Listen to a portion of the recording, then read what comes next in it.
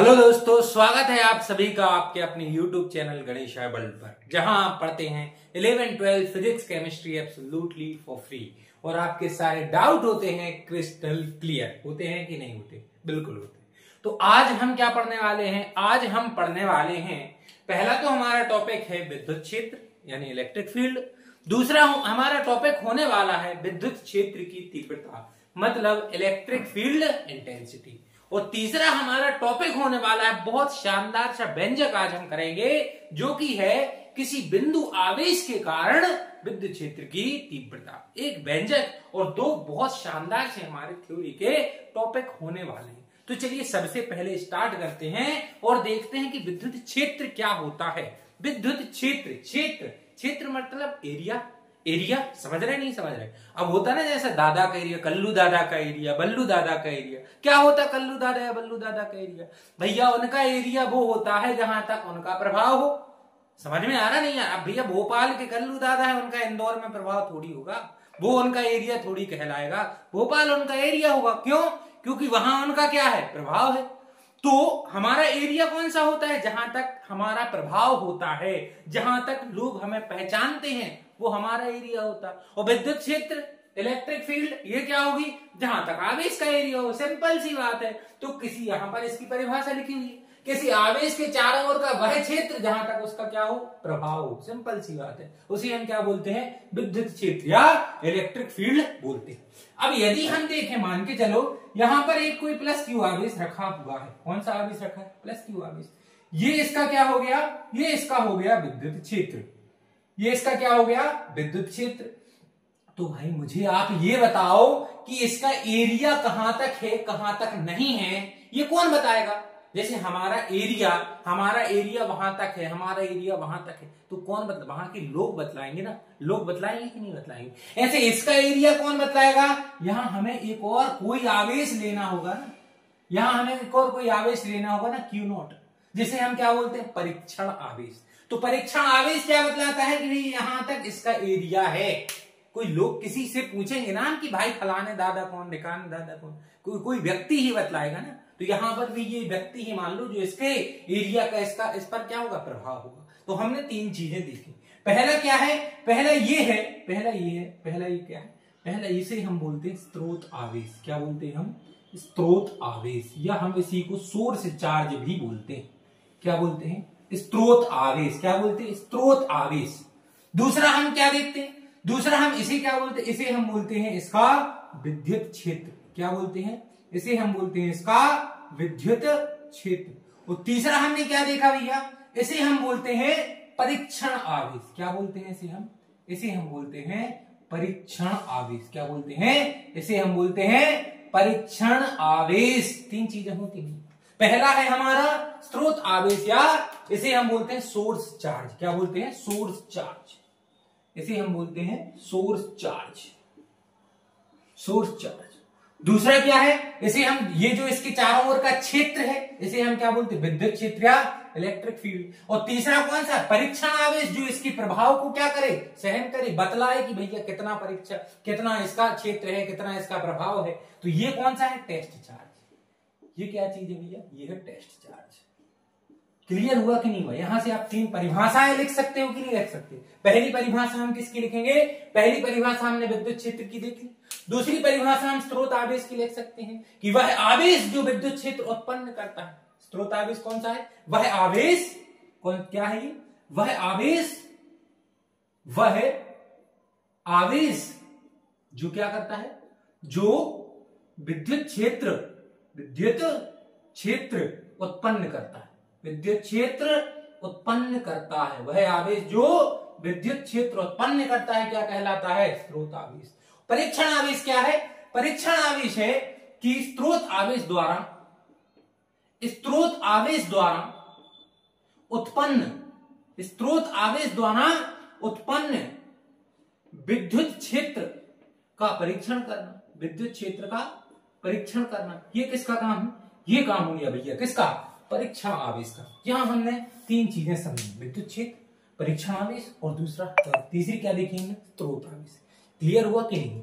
अब इसके आगे हम क्या देखने वाले हैं? इसके आगे हम देखने वाले हैं विद्युत क्षेत्र की तीव्रता। जिसे हम बोलते हैं इलेक्ट्रिक फील्ड इंटेंसिटी। यहां तक समझ में आया कि नहीं आया?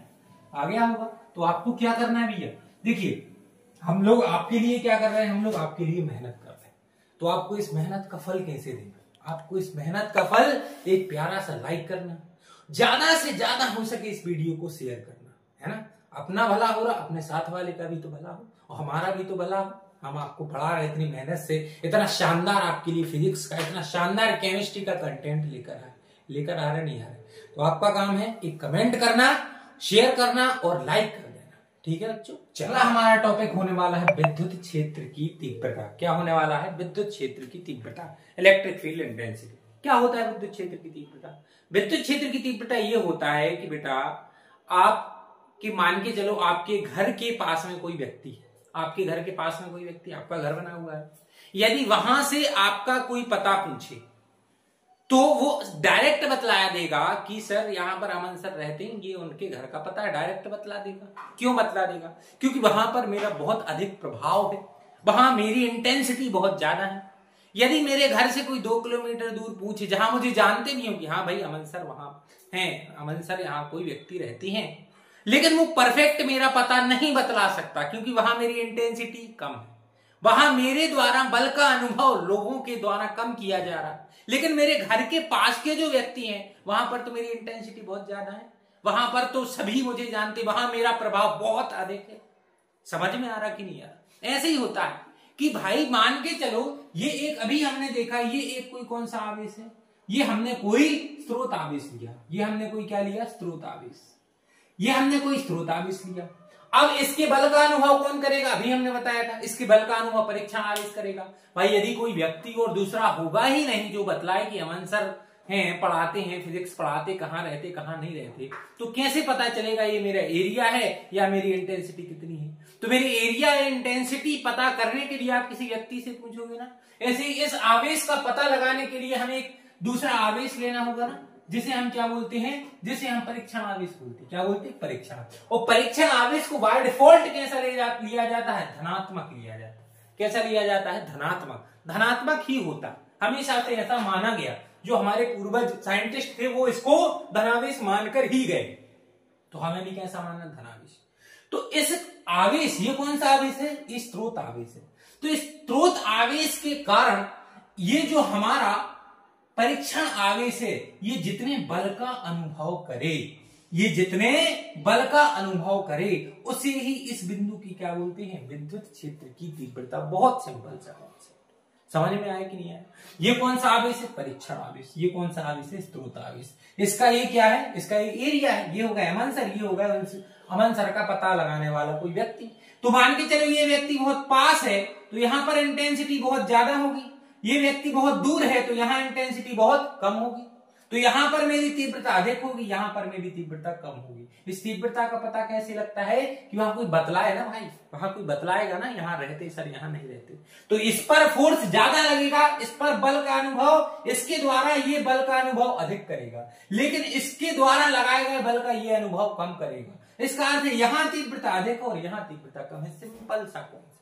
यहां इसकी हमने परिभाषा भी दी हुई है। किसी की विद्युत क्षेत्र के किसी बिंदु पर रखा एकांक परीक्षण आवेश जितने बल का अनुभव करे उसे ही उस बिंदु की क्या कहते हैं? उसे ही उस बिंदु की विद्युत क्षेत्र की तीव्रता कहते हैं। क्लियर हुआ? बहुत इजी वे में हमने आपको इसको समझाने का प्रयास किया है। अब इसके बारे में हम थोड़ी सी यदि जानकारी लिखें तो क्या होगी? इसे भाई हम किससे प्रदर्शित करते हैं? तो इसे हम ई से प्रदर्शित करते हैं। किसे करते हैं? इसे ई से प्रदर्शित किया जाता है। ई से प्रदर्शित किया जाता है। यदि हम इसका गणितीय निरूपण लिखें तो, यदि हम इसका गणितीय निरूपण लिखें तो ई बराबर क्या हो जाएगा? ई बराबर हो जाएगा एकांक धनावेश जितने बल का अनुभव करे। एकांक धनावेश जितने बल का अनुभव करे उसे ही क्या बोलते हैं? विद्युत क्षेत्र की तीव्रता। एकांक मान के चलो, ये जो एकांक धनावेश रखा था मैंने, यहां जो एकांक धनावेश रखा था, एकांक धनावेश, तो एकांक धनावेश यदि F, ये जो मैंने परीक्षण आवेश रखा, परीक्षण आवेश Q0, ये यदि F बल का अनुभव कर रहा है, ये जो परीक्षण आवेश है ये F बल का अनुभव कर रहा है, तो एकांक आवेश कितने बल का अनुभव करेगा? F/Q0। और यही क्या होती है हमारी, यही विद्युत क्षेत्र की तीव्रता होती है। ये सिंपल सा कॉन्सेप्ट है। तो E इज इक्वल टू क्या आ जाएगा? E इज इक्वल टू आ जाएगा F/Q0। E is equal to क्या आ जाएगा?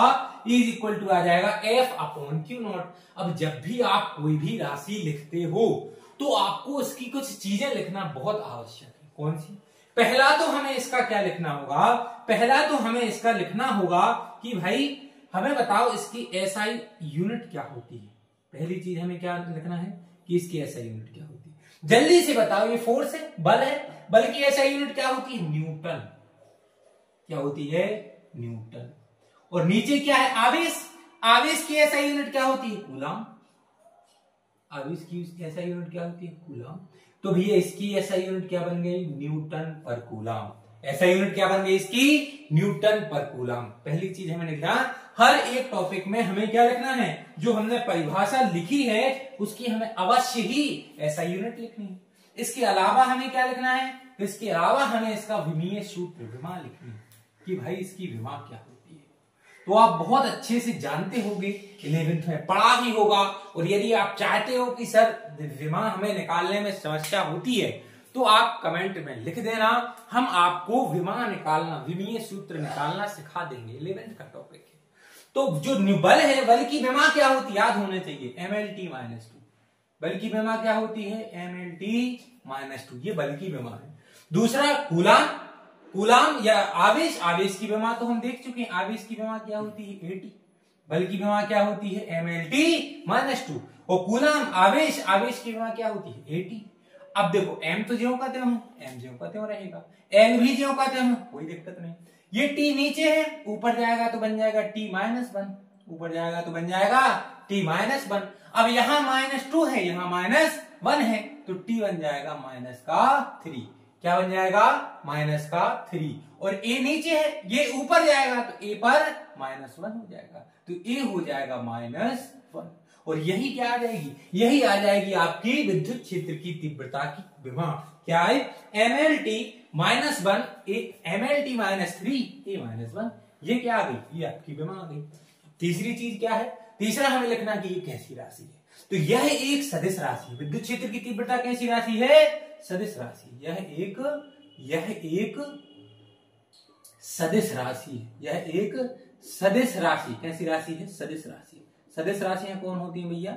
सदिश राशियां जिन्हें हमें परिमाण के साथ साथ क्या बतलाना पड़े? जिन्हें हमें परिमाण के साथ साथ दिशा बतलानी पड़े, वही तो सदिश राशियां होती हैं। क्लियर है? अब यदि हम इसका सदिश रूप लिखें तो क्या लिखेंगे? तो हम लिखेंगे E वेक्टर बराबर F वेक्टर अपॉन में Q0। क्या लिखेंगे? E vector is equal to F vector upon Q0। और इसकी दिशा क्या होती है? इसकी दिशा जो होती है वो बल की दिशा में होती है। किसकी दिशा में होती है? बल की दिशा। इसकी दिशा होती है बल की दिशा में। जिस दिशा में बल लग रहा होगा, जिस दिशा में बल लग रहा होगा, उसी दिशा में हम क्या देखेंगे? उसी दिशा में हम देखेंगे कि वही विद्युत क्षेत्र की तीव्रता की दिशा भी है। जो बल की दिशा है वही विद्युत क्षेत्र की तीव्रता की दिशा है। ये हमें 3 पॉइंट, जो भी परिभाषा लिखें उसके 3 पॉइंट लिखना हमें क्या है? कंपलसरी है। पहला पॉइंट क्या लिखना भैया? कि सूत्र से उसकी SI यूनिट क्या निकली। दूसरा पॉइंट क्या लिखना हमें? उसकी विमा। और तीसरा पॉइंट हमें लिखना है कि ये कैसी राशि है? अदिश राशि है या सदिश। यदि सदिश है तो हमें उसकी दिशा भी पता होनी चाहिए। ये कुछ पॉइंट इतने शानदार तरीके से यदि आप विद्युत क्षेत्र की तीव्रता लिखोगे तो कोई भी, मतलब आपको जितने नंबर का पूछे ऐसे फेंक के मारेगा नंबर, कि जितना नंबर पूछा 3 नंबर 4 नंबर, लो बेटा, इतने शानदार तरीके से यदि आपने लिख दिया। और यदि इतने अच्छे से भी समझ में नहीं आता है तो भैया अब तो कुछ करना पड़ेगा आपका। यदि ऐसे भी आपको समझ में ना आए तो फिर तो समस्या है कि नहीं? तो ये हमारा हो गया विद्युत क्षेत्र की तीव्रता। बिल्कुल स्पष्ट रूप से आपको शायद समझ में ये आ गया हो। चलिए अब हम बढ़ते हैं नेक्स्ट टॉपिक की। अब हम समझते हैं बिंदु आवेश के कारण विद्युत क्षेत्र की तीव्रता। क्या समझ रहा है? बिंदु आवेश के कारण विद्युत क्षेत्र की तीव्रता। इसके लिए हम क्या करेंगे? माना कि एक बिंदु है O। एक बिंदु कौन सा है? O। एक बिंदु O पर एक +Q आवेश रखा हुआ है। एक बिंदु कौन सा है? O। जिस पर कौन सा आवेश रखा है, प्लस क्यू आवेश रखा है। इस बिंदु से आर दूरी पर, कितनी दूरी पर, आर दूरी पर, इस बिंदु से आर दूरी पर स्थित एक बिंदु कौन सा है, पी। माना कि एक बिंदु कौन सा है, ओ, जिस पर एक प्लस क्यू आवेश रखा है, तो यही हमारा हो गया क्या, बिंदु आवेश। अब इसके कारण हमें किसी बिंदु पर क्या निकालना है, विद्युत क्षेत्र की तीव्रता। तो इस जो प्लस क्यू आवेश है, इससे स्मॉल आर दूरी पर माना कि एक बिंदु कौन सा है, पी। तो इस पी पर ही हमें क्या करना है, इस पी पर ही हमें विद्युत क्षेत्र की तीव्रता निकालनी है, जो इस बिंदु आवेश से आर दूरी पर स्थित है। तो सबसे पहले हम क्या करेंगे, सबसे पहले तो भैया हमें यहां एक कोई परीक्षण आवेश रखना होगा बिंदु पी पर। वो परीक्षण आवेश ही तो हमें इसकी क्या बतलाएगा, विद्युत क्षेत्र की तीव्रता बतलाएगा कि नहीं बतलाएगा। तो हमने क्या किया, बिंदु ओ पर एक प्लस क्यू आवेश रखा है और जिससे आर दूरी पर स्थित एक बिंदु पी है। इस बिंदु पी पर ही हमें विद्युत क्षेत्र की तीव्रता निकालनी है। तो ये विद्युत क्षेत्र की तीव्रता निकालने के लिए हमने बिंदु पी पर एक कौन सा आवेश माना है, एक परीक्षण आवेश माना है। और परीक्षण आवेश एकांक धनावेश होता है। और ये आपको कंसीडरेशन लिखनी है, ये आपको थ्योरी लिखनी है, ठीक है। वो मैं यहां पर लिख देता हूं, जो हमने अभी समझा था कि बिंदु ओ पर प्लस क्यू आवेश रखा, इससे आर दूरी पर स्थित बिंदु पी है, जिस पर हमें विद्युत क्षेत्र की तीव्रता ज्ञात करनी है। तो इसके लिए हमने पी पर एक प्लस क्यू आवेश को रख दिया है, ऐसी हमने कल्पना की है, ऐसी हमने क्या की है, कल्पना की। क्लियर है। चलिए अब ये देखो, यहां पर एक प्लस क्यू आवेश है और वहां पर भी एक प्लस क्यू आवेश है, यदि दोनों प्लस क्यू आवेश हैं तो इनके मध्य क्या लगेगा, इनके मध्य बल लगेगा, प्रतिकर्षण बल लगेगा कि नहीं लगेगा। और कूलाम के नियम के अनुसार वो बल कितना होगा, वो बल कितना होगा, वो बल होगा F बराबर, वो बल होगा F बराबर कि अब Q1 Q2, यहां Q1 Q2 तो है नहीं, यहां क्या है Q और Q नॉट, के Q नॉट, और बीच की दूरी कितनी है, R का स्क्वायर। यही तो होता भैया कूलाम का नियम। कूलाम का नियम क्या कहता है कि नहीं, दो बिंदु आवेशों के मध्य लगने वाला आकर्षण या प्रतिकर्षण बल कितना होता है, उन दोनों आवेशों के परिमाणों के गुणनफल के समानुपाती, और बीच की दूरी के वर्ग के व्युत्क्रमानुपाती होता है। ये अपना वीडियो डला है, आप कूलाम के नियम का देख सकते हैं। तो F बराबर क्या आ गया, k q naught upon r square. लेकिन भैया लेकिन हमें थोड़ी ना बल निकालना है, हमें तो क्या निकालना है, विद्युत क्षेत्र की तीव्रता। तो विद्युत क्षेत्र की तीव्रता क्या होती है, लेकिन जो विद्युत क्षेत्र की तीव्रता है वो क्या होती है, जल्दी से बताओ, अभी हमने देखा। लेकिन जो विद्युत क्षेत्र की तीव्रता है उसका सूत्र होता है विद्युत क्षेत्र की तीव्रता, विद्युत क्षेत्र की तीव्रता E बराबर क्या होता है, E बराबर होता है F upon Q not, E बराबर F अपॉन क्यू नॉट। तो हम क्या करेंगे कि यहां जो F है उस F का मान समीकरण 1 से लेंगे। तो हम क्या करेंगे, समीकरण 1 से F का मान रखने पर, समीकरण 1 से F का मान रखने पर, रख दो भैया जल्दी फटाफट। तो E बराबर F की जगह क्या रखोगे, के क्यू नॉट अपॉन में आर स्क्वायर, और नीचे आ गया एक और क्यू नॉट। तो क्या यहां से ये जो आपको क्यू नॉट दिख रहा है, ये क्यू नॉट से कैंसिल हो जाएगा। ये भैया भाग में है तो ये क्यू नॉट से क्या हो जाएगा, कैंसिल हो जाएगा। तो E बराबर क्या बचा, E बराबर बचा के क्यू अपॉन में आर स्क्वायर। E बराबर क्या बचा, के क्यू अपॉन में आर स्क्वायर। और जब भी आप लिखो तो इसका हमें क्या लिखना है, इसका हमें ऐसा यूनिट अवश्य लिखनी है। और यही क्या है, यही है विद्युत क्षेत्र की तीव्रता। किसी बिंदु पर किसी आवेश, एकांक आवेश के कारण विद्युत क्षेत्र की तीव्रता, यही है विद्युत क्षेत्र की तीव्रता, विद्युत क्षेत्र की तीव्रता। क्लियर हुआ कि नहीं हुआ। तो एकांक आवेश के कारण विद्युत क्षेत्र की तीव्रता कितनी होती है, एकांक आवेश, एक किसी बिंदु आवेश के कारण आर दूरी पर रखे किसी बिंदु पी पर विद्युत क्षेत्र की तीव्रता के क्यू अपॉन आर स्क्वायर होती है। ये आप बहुत अच्छे से समझ लेना। ये आप ये समझो कि पहला चैप्टर और दूसरा चैप्टर इनमें बहुत काम आने वाला है। ये क्या आ गई, ये हमारी किसी बिंदु आवेश के कारण विद्युत क्षेत्र की तीव्रता आ गई। अब आपको कभी किसी बुक में यहाँ के नहीं मिलेगा, के नहीं मिलेगा तो क्या मिलेगा, के क्यों, के का मान मिल जाएगा। और के का मान क्या होता है, जहां के बराबर क्या होता है, जहां के बराबर होता है 1/4πε0। क्या होता है, के बराबर होता है 1/4πε0। तो ई बराबर एक और फॉर्मूला क्या, हमने सिर्फ के का मान रखा है, तो ई बराबर आ गया 1/4πε0 क्यू अपॉन में r², न्यूटन अपॉन में कूलम, न्यूटन पर कूलम। तो ये क्या हो गया, ये एक और सूत्र क्या, हमने के का मान रखा तो ये आपको ऐसा भी जो विद्युत क्षेत्र की तीव्रता का सूत्र है वो ऐसा भी लिखा मिल सकता है। ई बराबर 1/4πε0 क्यू अपॉन r², की का एक और मान होता है, की का और मान क्या होता है 9 × 10⁹। तो ई का हमें एक और सूत्र मिल जाएगा 9 × 10⁹ क्यू अपॉन r²। हम अपनी जरूरत के हिसाब से क्या कर सकते हैं, हम अपनी जरूरत के हिसाब से इन सूत्रों का प्रयोग कर सकते हैं। ई बराबर आया के क्यू अपॉन r², ई बराबर आया 1/4πε0 क्यू अपॉन r², और ई बराबर आया 9 × 10⁹ क्यू अपॉन r²। और यही क्या है, यही है किसी बिंदु आवेश के कारण विद्युत क्षेत्र की तीव्रता। ठीक है ना, ये किसी बिंदु आवेश पर क्या थी, विद्युत क्षेत्र की तीव्रता।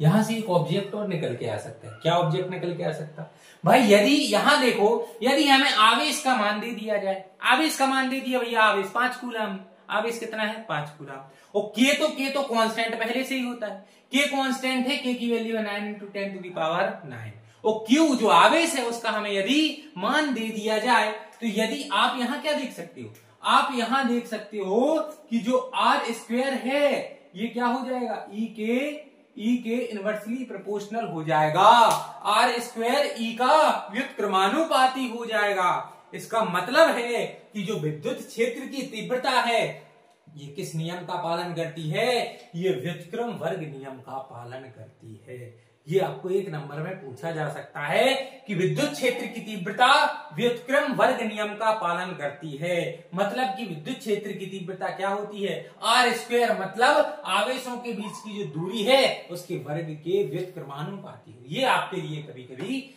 एक नंबर में ये क्वेश्चन पूछा जा सकता है। तो इसको भी आपको ये शानदार, इतने शानदार फैक्ट बताए जा रहे हैं आपको गणेशाय वर्ल्ड इस YouTube चैनल पर, इतने शानदार कॉन्सेप्ट आपके सामने रखा जा रहा है, छोटी से छोटी बात आपको बताई जा रही है। आपको क्या करना है, आपको बहुत अच्छे से पढ़ना है, बहुत अच्छे से पढ़ना है, और जो नहीं पढ़ रहे हैं उनको ये वीडियो भेजना है और बोलना भैया पढ़ो, यहाँ बहुत शानदार तरीके से फिजिक्स केमिस्ट्री की पढ़ाई हो रही है। क्लियर है, बस इतना छोटा सा काम।